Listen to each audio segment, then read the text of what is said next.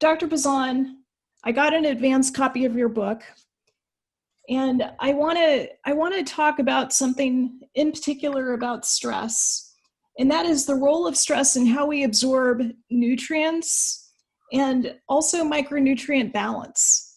So I'm going to read from your book briefly. This is from page 59, and you can order your copy of the book at tapestryofhealth.net. Another reason why eating fresh food alone may not be enough to meet your nutritional needs is the influence of harmful stress. What this means is that if you live in a serene countryside, the spinach you eat is absorbed and utilized by your body better than the spinach you eat if you live in a big city. Furthermore, stress depletes your body of nutrients, so you need a larger quantity to help offset the shortfall. One study using urine and hair analyses showed that people experiencing acute stress had an immediate loss of calcium, magnesium, and zinc. Other studies corroborate these findings, though what was also included was depletions of vitamin B, C, and E, as well as minerals, manganese, potassium, and calcium, among others. So Dr. Bazzan, say you have a patient with high perceived stress. How will you assess their micronutrients as well as their gut? Hello, Dr. Gottfried, and thank you for being here again and your wonderful way that you weave through our webinars. As you can see, we're not stressed at all. Are you ready to come down the rabbit hole here? Always. There's a lot of technology. First, as usual, we assess the patient to see their clinical situation, what needs to be done first, what's our perception of how much stress is influencing what's going on in their lives, including good or bad. But there are some tests that we do. And just as you mentioned about the nutrition and the absorption of nutrients and all that, now we circle back to the concept of leaky gut, where we have a problem with the permeability of the gut. Now, to explain it again to the public, we have this gut wall that is basically a cheesecloth.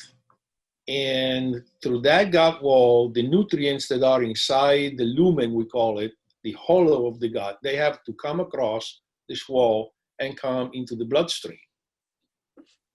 So the wall is extremely complicated, and its job is to separate what's good from what's not good, for what needs to come in and wants to be in, to the ones that absolutely we don't want in.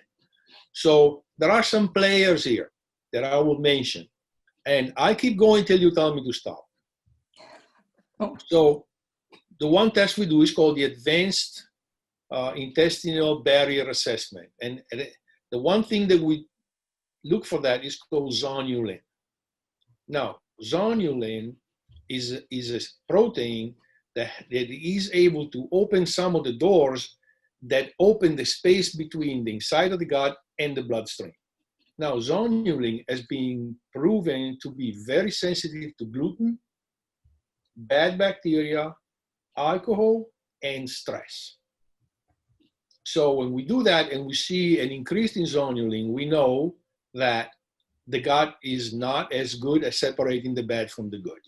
Then we have an enzyme called diamino oxidase, because histamine, that substance that when it gets released, it makes people sneeze and get red welts on the skin and all that. This histamine is very much involved into the function of gut and food.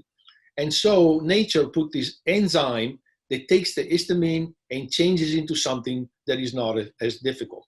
So we are also able to measure if the person has enough of this enzyme or not, because you can see how if the histamine goes up and creates the symptoms and the person does not have enough of the enzyme, These are the people that get into trouble, and when they eat food, they have gut reactions, they have skin reactions, they can have migraines, they can have headaches, they can have diarrhea, all kinds of things that can happen. And then there is this thing, we can also check something called lipopolysaccharide, and these are the substances that create reactions in the immune system. So if a lipopolysaccharide is elevated, like Dr. Monti just said, here comes your inflammation and the fire goes up. But if it's too low, that means that your immune system cannot even fight what it's supposed to. And you know, the way we look at stress is almost like the fire under the kettle. You know, if you turn on the fire and then, you know, the kettle overflows. Once we have done that, sometimes we can also delve into the bacteria of the gut. And then again, it's another test that's more of a stool test. And this one will do if we suspect that the gut is very much inflamed. The next thing is called Nutravel. This is a urine/blood test that is a mega test that shows you all your vitamins, all your minerals, your fatty acids, your oxidative stress, your GI function, and even down to toxins. These are all tests that, you know, come back in about 2 to 3 weeks. And when we meet with people, we do the test and then we start them on our program.